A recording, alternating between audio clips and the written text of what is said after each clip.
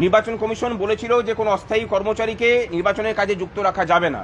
তারপরেও আমরা দেখছি যে আমাদের পার্শ্ব শিক্ষক বন্ধু থেকে শুরু করে 100 দিনের কাজের যারা ডাটা এন্ট্রি অপারেটর থাকেন, এরকম বহু অস্থায়ী চুক্তিভিত্তিক কর্মচারীদের তারা ডিউটি দিয়েছেন।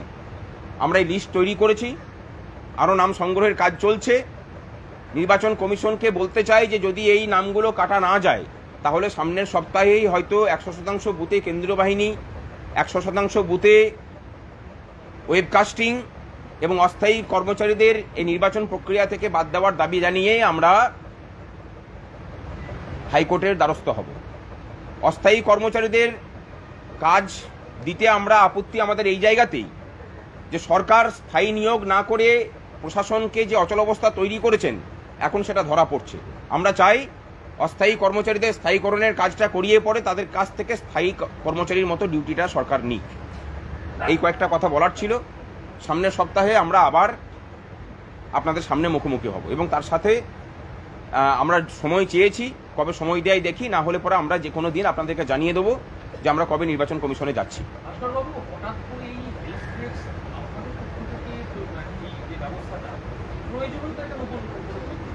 দেখুন, একটা বিষয় আপনারাও হয়তো বুঝতে পারছেন যে পশ্চিমবঙ্গে কাজ করে ভোট পেতে হবে, এই ব্যবস্থাটা যেহেতু বিলীন হয়েছে, ভোট নেওয়াটা এখন প্রায় চুরি, মানে ভোটটা জোর করে কেড়ে নেওয়াটা এখন অধিকারের জায়গাতে গেছে।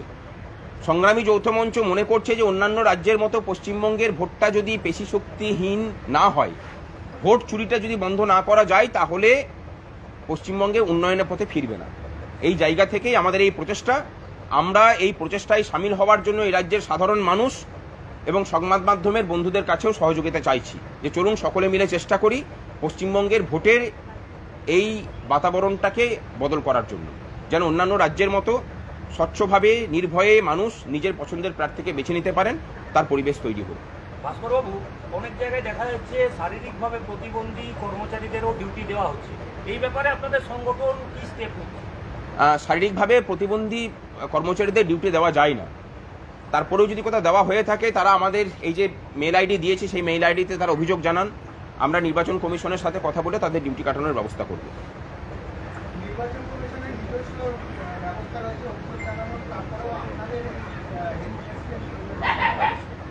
আমি একটা কথা শুধু বলি যে সিভিজিল অ্যাপ কেন্দ্রীয় নির্বাচন কমিশনের দ্বারা এটা করা হয়েছে।